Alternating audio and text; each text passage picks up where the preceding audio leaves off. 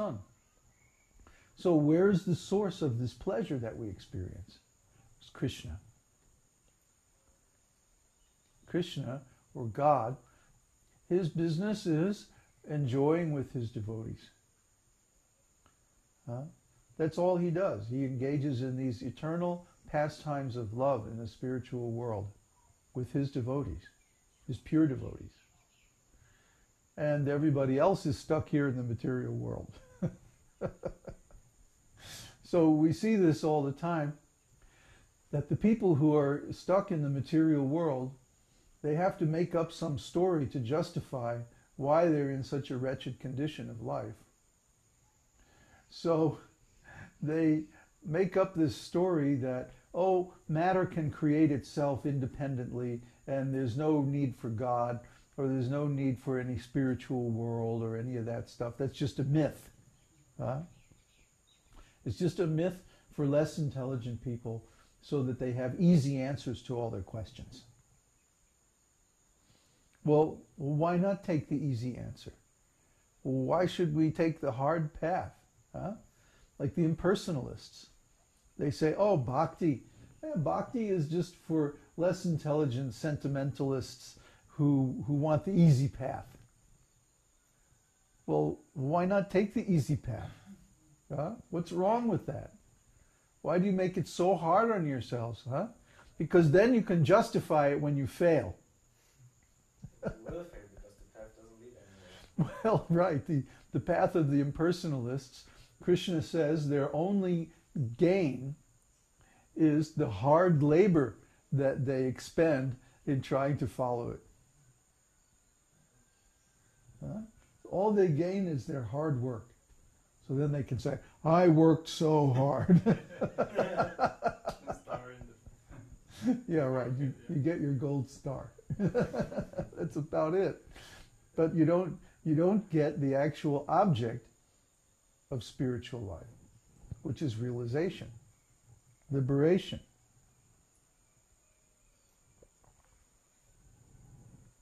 Unconditioned consciousness. Unconditioned means that our consciousness is in its original state, unmodified by any outside influences. For example, the sky. When the sky is in its original state, it's clear. Just like the other day, we had 2 or 3 days when the sky was just perfectly clear.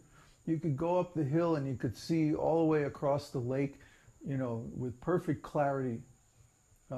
Maybe 10 kilometers or whatever it is, you could see everything just sharp and clear. And that's the natural condition of the sky. The natural condition is clear and bright. And everybody says, oh, what a beautiful day. The sky is clear. Why? Because the sky is in its natural state.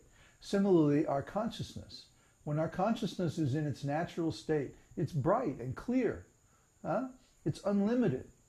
We can see forever. We can see Krishna, or we can see anything we want. Because actually our consciousness can locate our point of view anywhere that we desire. This is the nature of consciousness. So when we get into material consciousness, it's like when the sky becomes cloudy. Like today it's cloudy. Sometimes it's raining. And it's cool and kind of damp, the sky is hazy. You can't really see very far, just 1 or 2 kilometers. And then there's like fog, it's misty and everything's kind of gray and shady like that. And we say, oh, the weather's not so nice today. Why? Because the sky isn't clear.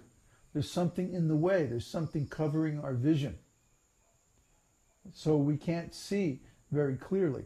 Similarly, when we're in conditioned consciousness, material consciousness, there's something covering our natural vision, our natural consciousness.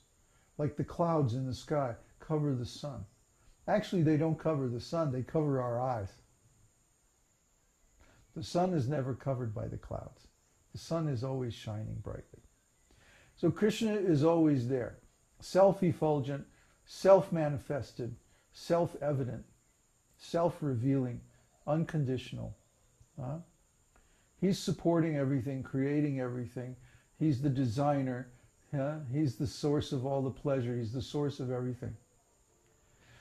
But in material consciousness, our vision becomes covered.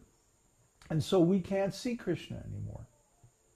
And we come into this material world, and then there's all these sense objects competing for our attention. And so our attention becomes split up into all these little pieces.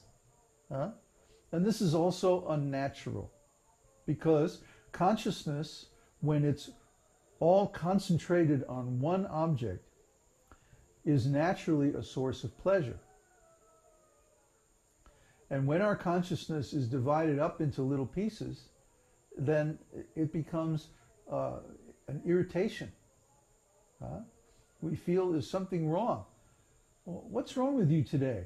Oh, I'm all nervous. What do you mean nervous? That means your attention is divided amongst all these different things. And you think of this, and then you think of that, and then think of this other thing, and you do this, and then you go over there and do that, and you're running around. And you never have your whole attention, your whole consciousness on any one thing. And everybody says, oh, I want to just feel peaceful. What does that mean, peaceful? That means the consciousness is simply focused on one thing without any effort. You see? If you have to concentrate really hard to focus your consciousness, you're still not peaceful, because then you think, oh, I have to make this big effort. But in the beginning of spiritual life, maybe we have to make some effort. We have to take up some discipline. Otherwise, we start feeling like we're not able to concentrate, we're not able to get the actual result of our spiritual activities. But when we get some realization, when we actually come in contact with Krishna, by chanting his holy name offenselessly, for example, then what happens is we experience the natural pleasure of spiritual existence, because he's full of pleasure. So when we contact him, we feel that pleasure, and then our mind becomes automatically attracted. We don't have to use any artificial discipline or force. The mind is naturally attracted. Srila Prabhupada describes in his books, just like the attraction between young boys and young girls. Nobody has to tell them. Oh, you should be attracted to those young girls.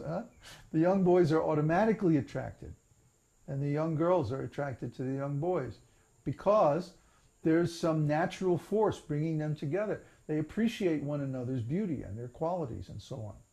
So similarly, when the soul comes in contact with God, it's like the north and south pole of a magnet. They automatically come together. There's nothing, you don't have to do anything to make the two poles attract one another. They do it automatically. And similarly, if you take the similar poles, like the North Pole and the North Pole, and you try to force them together, they won't go together. There's a force that pushes them apart. And that's what happens when two living entities, when two jivas try to get too close together. There's this force that pushes them apart. And we've all experienced this in relationships.